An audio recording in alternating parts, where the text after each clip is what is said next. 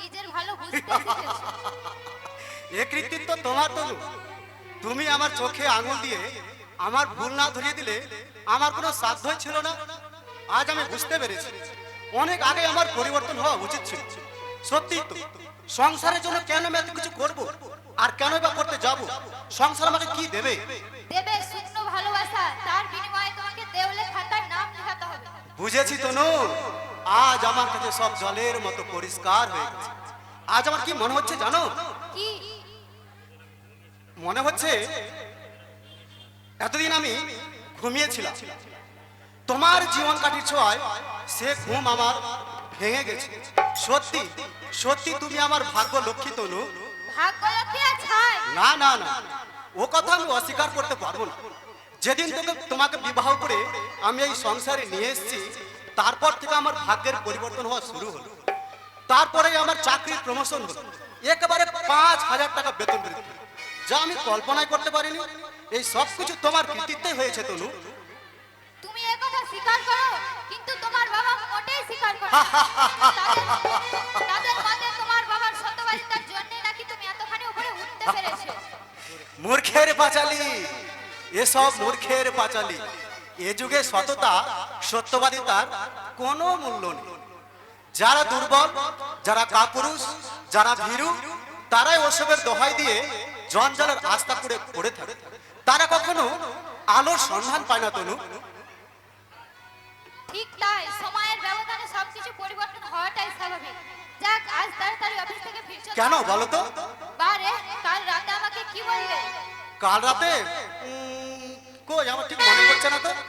থাক, তোমাকে আর মনে করতে হবে না। প্লিজ প্লিজ তনু, এবারের মতো তুমি আমাকে মনে করিয়ে দাও।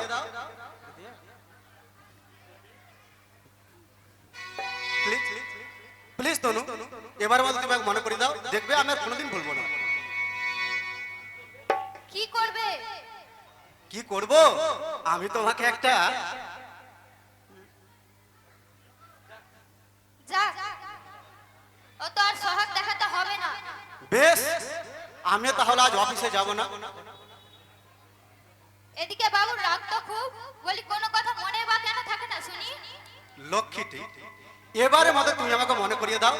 দেখবে এরপর আমার সব মনে থাকবে, কিচ্ছু বলো না। বেশ, তবে মনে করিয়ে দিচ্ছি।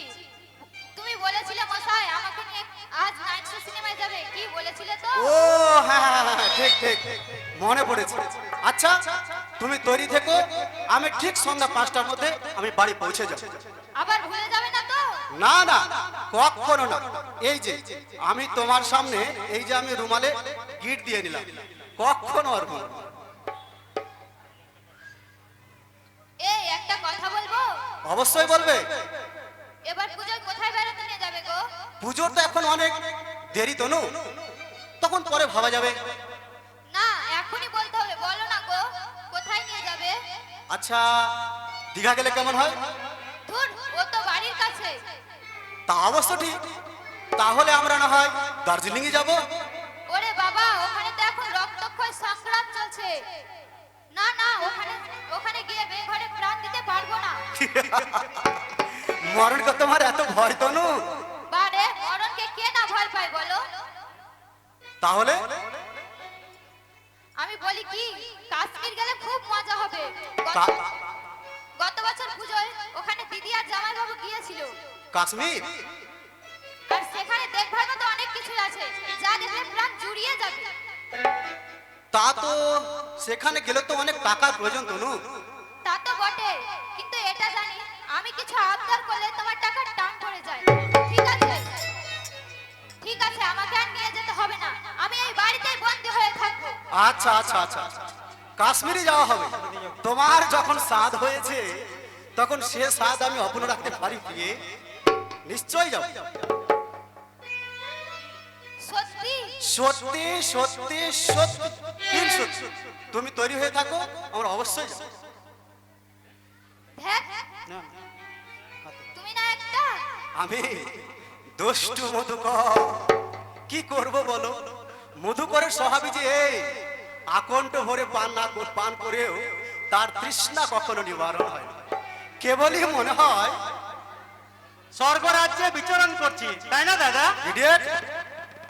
যা বাবা, আমি তো খারাপ কিছু বলিনি, যা সত্যি তাই বললাম। কে তোকে সত্যি কথা বলার দিব্যি দিয়েছে শুনি? রাগ করছো কেন দাদা? তুমি তো জানো আমি বরাবরই একটু খোলামেলা, মুখে যা আসে তাই বলে ফেলি। ভবিষ্যতে নিজেকে সংযত করার চেষ্টা কর অলোক, নইলে তোর কপালে অনেক দুঃখ আছে। ঠিক আছে, তুমি যখন বলছো আমি নিজেকে সংযত করার চেষ্টা করব। তুমি আমার গুরুজন, তোমার কথা তো আমাকে মানতেই হবে। কথা কি জানো দাদা, ছেলেবেলা থেকে আমরা খুব দু ভাইয়ে মেলামেশা করেছি, তাই তোর যা খুশি তা তুই বলে যাবি, আর আমাকে নিঃশব্দে সব হজম করতে হবে? No, never. ঠিকই তো, ছোট হলে ছোটর মতোই থাকা উচিত। কথাটা মন্দ বলনি বৌদি, অবশ্য আমিও তাই চাই। আমি অন্যায় করলে তুমি আমাকে নিশ্চয় শাসন করবে। আমি তোমার ছোট ভাই, শাসন করবার তোমার অধিকার আছে। তবে হ্যাঁ, একটা কথা বলছিলাম, গত মাসের এই যে মুদিখানার দোকানের বিলটা।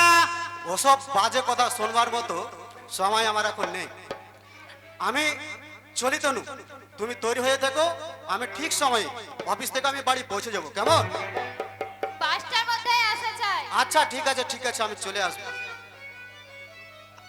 আজ কোথাও বেরোবে নাকি বৌদি? সে কৈফিয়ত কি তোমার কাছে দিতে হবে নাকি? কৈফিয়ত? না না না, তোমাদের কাছে কৈফিয়ত চাওয়া আমার সাজে না বৌদি, আমারই ভুল হয়ে গেছে। এই নাও বৌদি, তোমার জুতা পালিশ করিয়ে এনেছি, একেবারে ঝকঝক করছে, তোমার মুখ দেখা যাবে। তাই নাকি? তাহলে তো ঘরে আনার কোনো প্রয়োজনই হবে না। বৌদি, মানুষ যদি মনের আয়নায় তার মুখটা দেখতে পেত, তাহলে সত্যি ঘরের আয়নার কোনো প্রয়োজন পড়তো না। তার মানে? এই নাও তোমার কাপড়, রজত বাড়িতে দেওয়া ছিল, দেখো ঠিক আছে তো? থাক, কৃতার্থ হলাম। শুধু কিদার তো হলেই হবে না বৌদি, তোমার দুটো কাজ একসঙ্গে করে দিলাম। এই অধমকে অন্তত একটু বাহবা দাও। বাহবা দেবার লোক তো তোমার আছে ঠাকুরপো। সে শুধু বাহবাই দেবে না, তার মিষ্টি কথা তোমার বুকের জ্বালাও জড়িয়ে যাবে। কেসে কেসে দুর্বা, তোমার হৃদয়ের রানী, দুর্বা রানী। দুর্বা? শুনে যে একেবারে আকাশ থেকে পড়লে, এমন ভাব দেখাচ্ছ যেন তাকে চেনোই না। চিনি বৌদি, আমি তাকে খুব ভালোভাবেই চিনি, আর সেই জন্য তো ভেবে পাচ্ছি না জীবন নাটকের কোন দৃশ্যে যবনিকা পড়বে। তুমি এই নাও বৌদি, এই বইটা তোমার কাছে রাখো, কি বই? তুমি অবসর সময়ে পড়বে। কি বই? ভারত নারীর কথা। আমাদের সনাতন ভারতবর্ষে হিন্দু নারীদের, মানে সীতা, সাবিত্রী, বেহুলা এদের গল্প আছে না ঠাকুরপো? ও বইয়ের আমার প্রয়োজন নেই, তার চেয়ে তুমি বরং দুর্বাকে দাও। সে যদি যমরাজের হাত থেকে তার সত্যবানকে ফিরিয়ে আনতে পারে। হায়রে নারী, বিংশ শতাব্দীর শেষ প্রান্তে এসে প্রগতির পাখায় ভর দিয়ে তোমরা উড়ে বেড়াচ্ছ, কিন্তু একবারও ভেবে দেখেছো কি তোমরা কত নরকে নেমে যাচ্ছ? সীতা, সাবিত্রী আজ তোমাদের কাছে উপহাসের প্রতীক। হিন্দি সিনেমার নায়িকাদের আদর্শে অনুপ্রাণিত হয়ে খুব সহজেই স্বামী বদল করে অন্য পুরুষদের হাত ধরতে তোমাদের দ্বিধা হচ্ছে না। ভাঙবে ভাঙবে, তোমাদের ভুল একদিন ভাঙবে, আর সেদিন ভুল ভেবে ভুলের পিছনে ছুটে বেড়ানোর শাস্তি তোমাদের পেতেই হবে। হ্যাঁ হ্যাঁ, সেদিন চোখের জলই হবে তোমাদের একমাত্র সম্বল।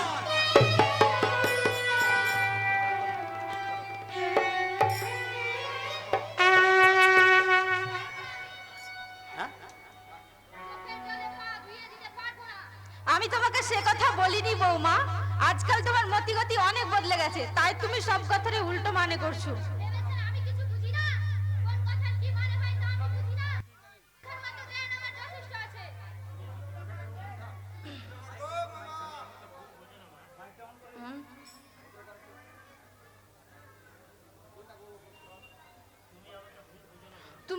ভুল বুঝো না মা, আমি শুধু তোমাকে একটা কথা বলতে চাই। কি বলতে চান? আমাকে এই সংসারে দাসী রানীর মতো খাটতে হবে আর আপনাদের পদসেবা করতে হবে, তাই তো? না মা, খাটতে তোমাকে হবে না, আর আমাদের পদসেবাও করতে হবে না, শুধু সংসারে শান্তিটুকু বজায় থাকে তাই তুমি দেখো। কি বললে? আমি আপনাদের সংসারে শান্তি নষ্ট করছি? যত বড় মুখ নয় তত বড় কথা। ছেলের উপায়ে কাড়ি কাড়ি গিলছেন, আবার ছেলের বউকে কথা শোনাচ্ছেন। লজ্জা করে না আপনার? ঢের ঢের বেহায়া দেখেছি, কিন্তু আপনার মতো বেহায়া আমি বাপের জন্মেও দেখিনি।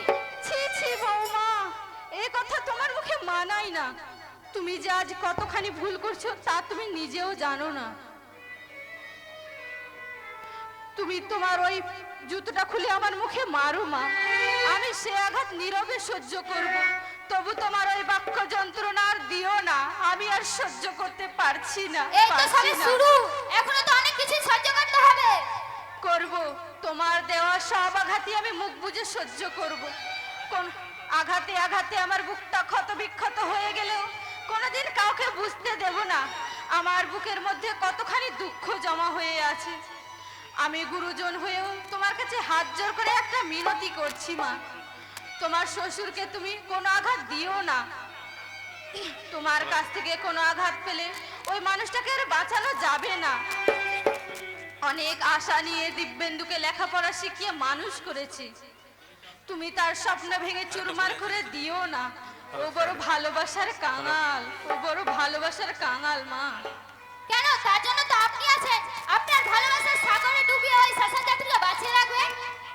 ছি ছি বৌমা, এ কথা তোমার মুখে মানাই না। তুমি যে কতখানি ভুল করছো তা তুমি নিজেও জানো না। থাক থাক, আপনাকে আর উপদেশের বুলি আওড়াতে হবে না। এই তনুশ্রী কারো উপদেশের ধার ধারে না। আর শুনুন, হ্যালো, আমার স্বামীর রোজগারে যখন সংসার চলছে তখন আমরা যা খুশি তাই করবো। কারো উপদেশ মেনে চলতে আমি বাধ্য নই। বৌমা, সংসারে অনেকদিন তো কর্তৃত্ব করেছেন, এবার সরে দাঁড়ান, নইলে আপনার কপালে দুঃখ আছে। হাই রে পুরা অদৃশ্য, জানি না পূর্ব জন্মে কারে ভরাডুবি করেছিলাম, তাই এই জন্মে তার ফল ভোগ করতে হচ্ছে। ঠাকুর, তুমি আমার বৌমার সুমতি দাও, ঠাকুর সুমতি দাও। তুমি কাঁদছো কাঁদছো মমতা? হ্যাঁ হ্যাঁ কাঁদো, আকাশ ফাটিয়ে চিৎকার করে কাঁদো, তবু তোমার বুকের ব্যথাটা লাঘব হবে। এই দেখো, আমি শুধু শুধু কাঁদতে যাব কেন? কই, আমার তো কিছু হয়নি। তুমি আমার কাছে গোপন করছো মমতা, কিন্তু যা সত্য তা তুমি কতদিন গোপন করে রাখবে? ভেতরের দগদগে ক্ষতকে বাইরে প্রলেপ দিয়ে সারানো যায় না, সে একদিন না একদিন ঠিক ফুটে উঠবেই। তুমি আমি বাইরে দাঁড়িয়ে বৌমার সব কথাই শুনেছি, আর সেই সঙ্গে এটাও বুঝতে পেরেছি আজ আমরা ওদের মাথায় মস্ত বড় বোঝা হয়ে দাঁড়িয়েছি মমতা। যতক্ষণ পর্যন্ত আমাদের না নামিয়ে ফেলছে ততক্ষণ পর্যন্ত ওদের শান্তি নেই। ওগো, তুমি চুপ করো। কেন এমন হলো মমতা? কেন আমার শান্তির সংসারে নেমে এলো ঈশ্বরের করল অভিশাপ? আমি তো স্নেহময় পিতার ভালোবাসা দিয়ে দিব্যেন্দু আর বহুমাকে আপন করে পেতে চেয়েছিলাম, আর তুমিও তো মমতাময়ী মায়ের অন্তর উজাড় করা ভালোবাসা ওদের দিয়েছিলে। তবে কেন কেন ওরা আমাদের দু পায়ে মারিয়ে চলতে চায়? কেন আজ আমাদের চোখের জল ওদের কাছে মূল্যহীন মমতা? স্বামী, সন্তানের কাছে বৃদ্ধ বাবা মায়ের কি এটাই পাওনা? আমার বুকের রক্ত সহস্র ধারায় ছড়িয়ে যার উন্নতির সোপান গড়ে দিলাম, সে কেমন করে ভুলে গেল তার অতীত? কেমন করে এই স্নেহময় পিতার প্রাণপাত পরিশ্রমের কথা সে ভুলে গেল? তার বিবেক, তার মনুষ্যত্ব তাকে কি একবারও মনে করিয়ে দেয় না আমার কথা?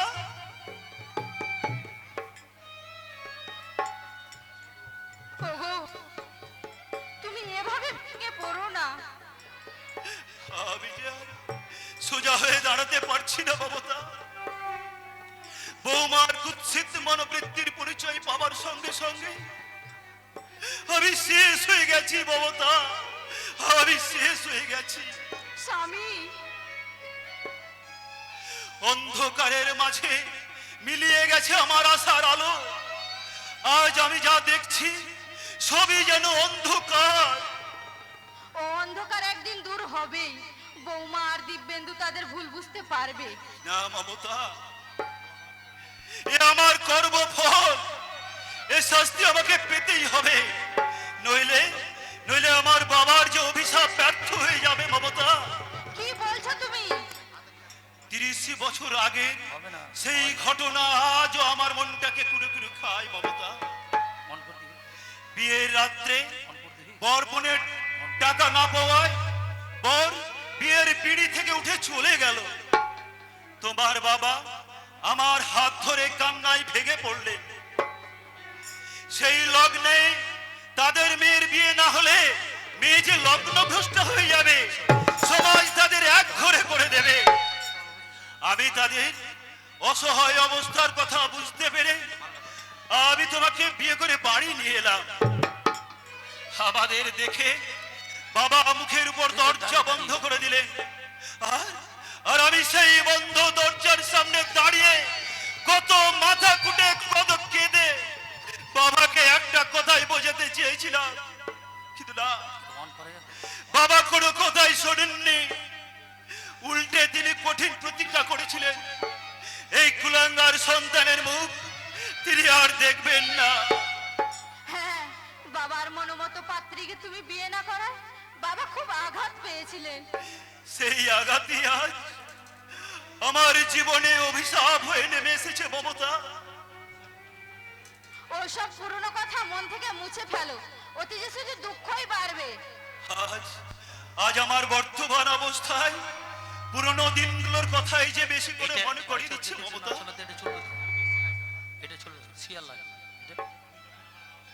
আমি যখন আমার বাবাকে সুখী করতে পারিনি, তখন আমার সন্তানকে আমাকে সুখী করবে না করতে পারে। তাই তো আমার হাসির পালা শেষ হয়ে শুরু হয়েছে কান্নার পালা। আর এই কান্না বুকে নিয়েই এই সুন্দর পৃথিবী থেকে একদিন আমাকে নিশ্চিন্ন হয়ে যেতে হবে মমতা, নিশ্চিন্ন হয়ে যেতে হবে। ঠাকুর, দুঃখ দিয়েছ ক্ষতি নেই, দুঃখ সইবার শক্তি দাও ঠাকুর, শক্তি দাও।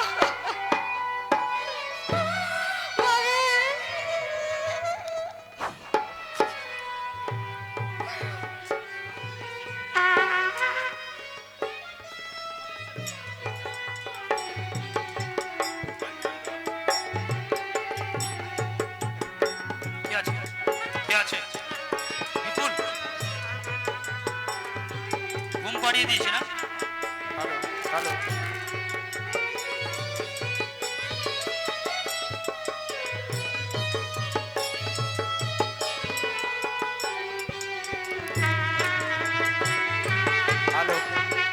হ্যালো, হ্যালো,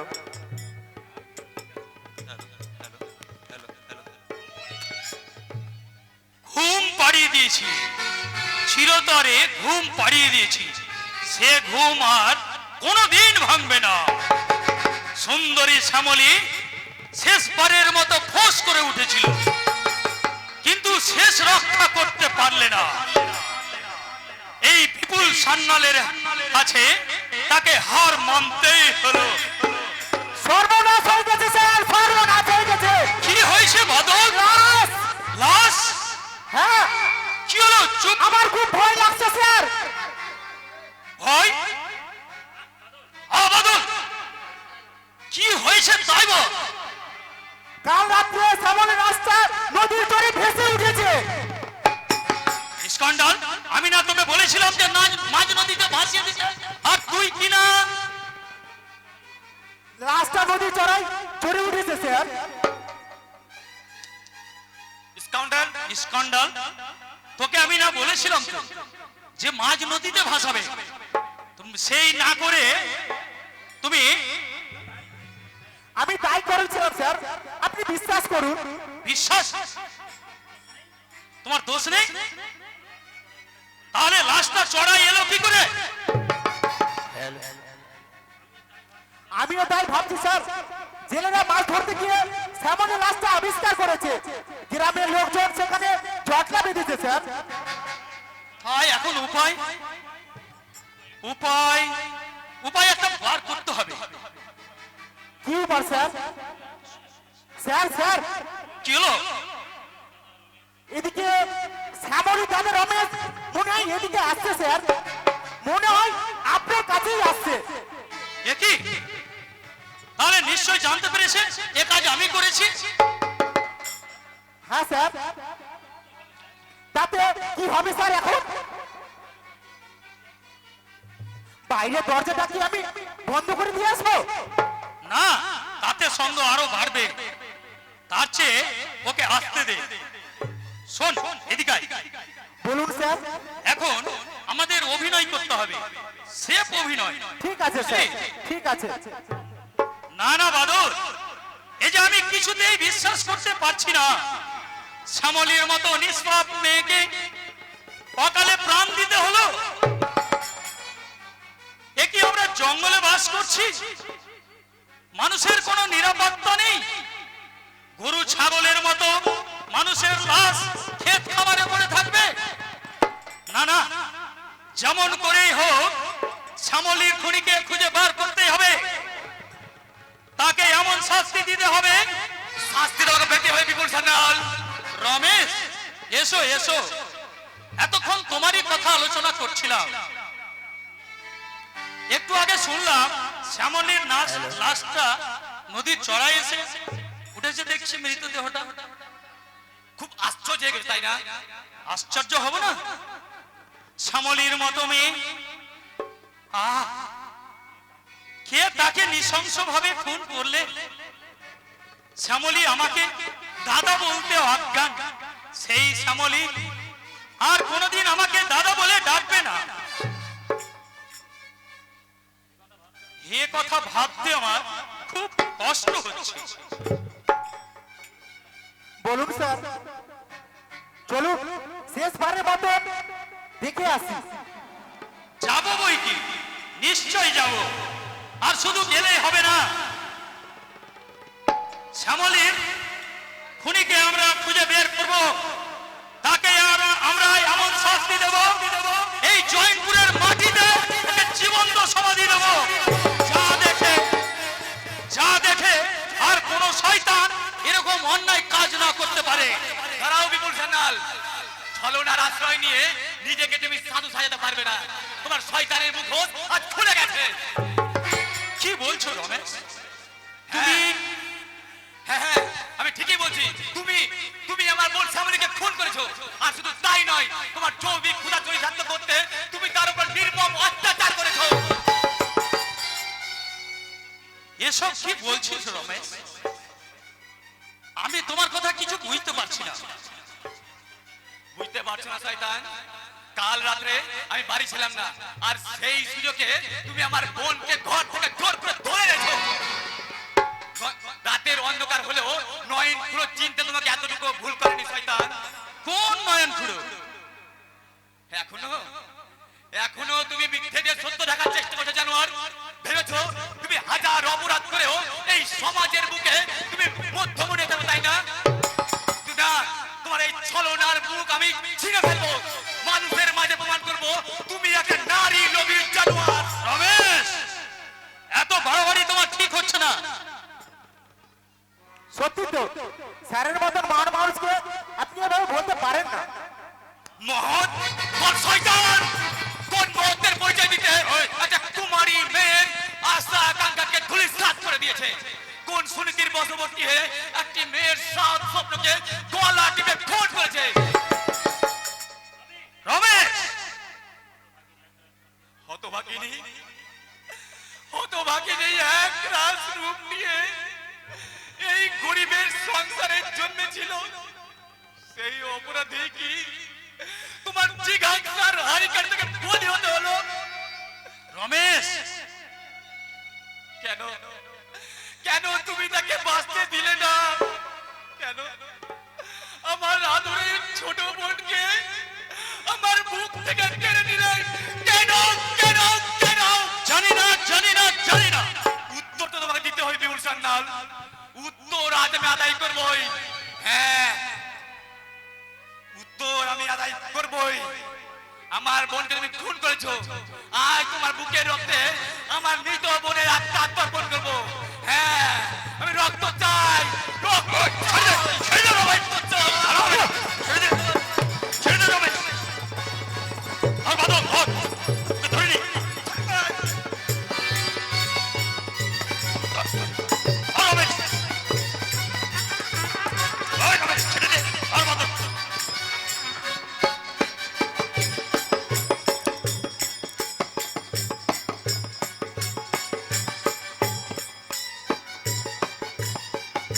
ছেড়ে দে, ছেড়ে দে আমাকে শয়তান।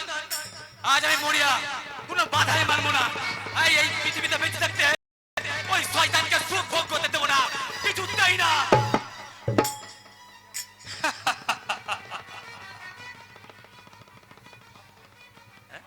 হাত তোল বলছি, হাত তোল,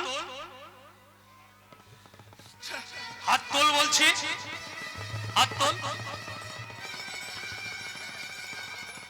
আমার গলার সোনার চেনটা তোমার হাতে। Very good, very good. Badal বলুন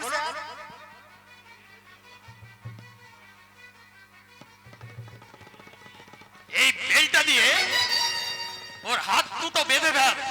ঠিক আছে স্যার।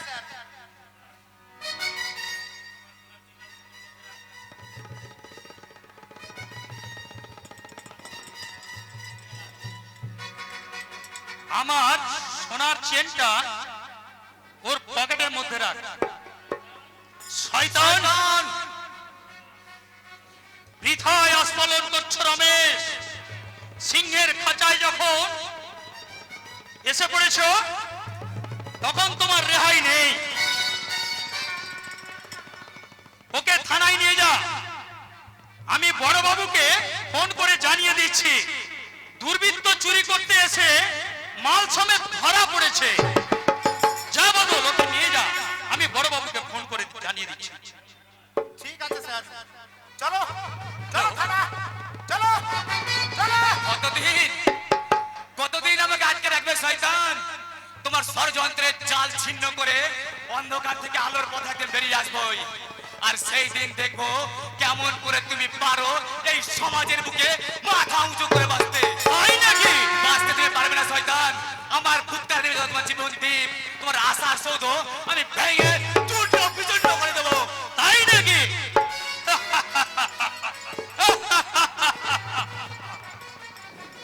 বৃথায় আস্ফালন করছো রমেশ।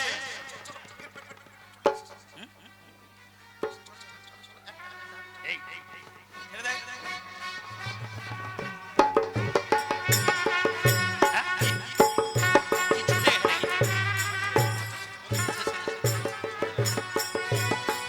আচ্ছা,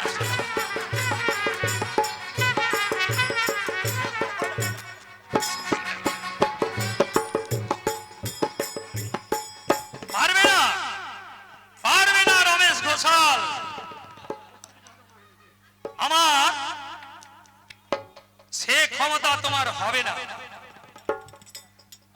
শুধু তুমি কেন, আমার বিরুদ্ধে যে রুখে দাঁড়াবে তাকে তো আমার তোমার মতো আমার জালে ধরা পড়তে হবে।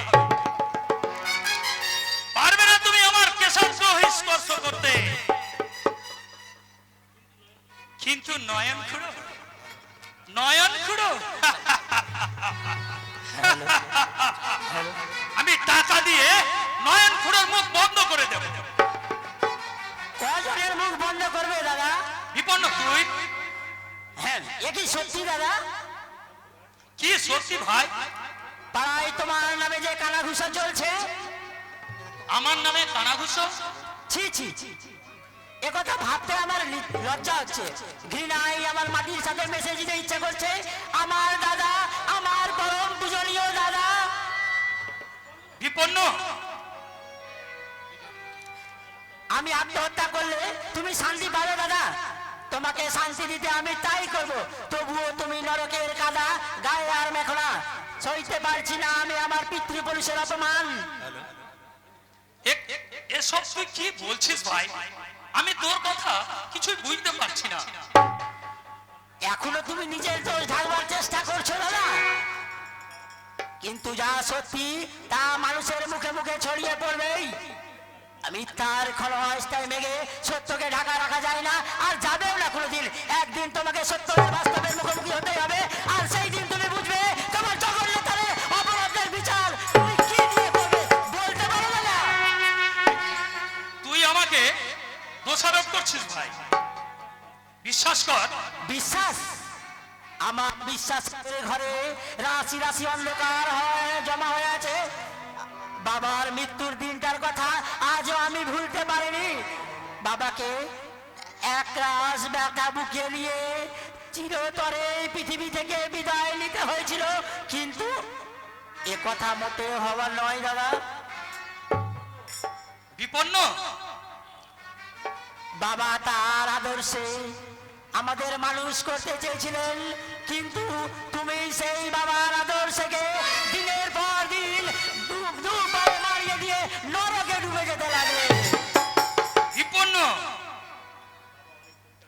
বাবা অনেক চেষ্টা করেছিলেন আমাদের সৎ পথে ফিরিয়ে আনতে, কিন্তু কিছুতেই যখন কিছু হলো না, তোমার চিন্তা করে বাবা একটা কঠিন রোগে পড়লেন। সেই রোগ আর ভালো হলো না, কিন্তু এ কথা আমি অস্বীকার করি না ভাই। বাবা পরে আমি আমল বদলে গেছি। মৃত্যুর তুই তো নিজের চোখে দেখেছিস। বাবার মৃতদেহ স্পর্শ করে আমি প্রতিজ্ঞা করেছিলাম আমি আর অন্যায় কাজ কোনোদিন করব না। তাহলে তাহলে রমেশের বোন শ্যামলীকে? রটনা, শুধু রটনা। আমার কন্ট্রাক্টর লাইনে বেশ পশ্চার হয়েছে বলে 2 পয়সা রোজগার হচ্ছে, এটা কেউ সহ্য করতে পারছে না। যেন তেন প্রকারে আমাদের 2 ভাইয়ের মধ্যে ফাটল ধরাতে চায়।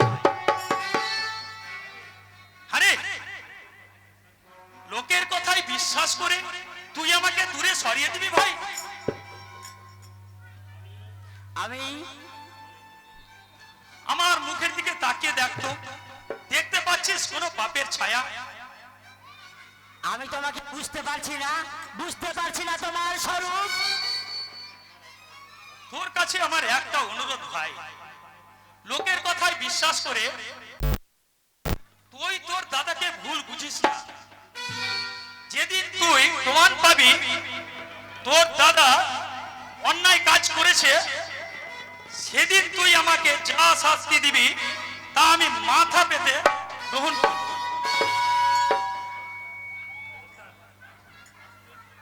আশ্চর্য, এত পরিবর্তন দাদার। কিন্তু না না না, ওরা যে বলছে না, দাদার মুখের কথায় বিশ্বাস করে আমাকে চুপ করে থাকতে হবে না। দাদা যদি সত্যিই অপরাধী হয়, তাহলে দাদা উপযুক্ত শাস্তি একদিন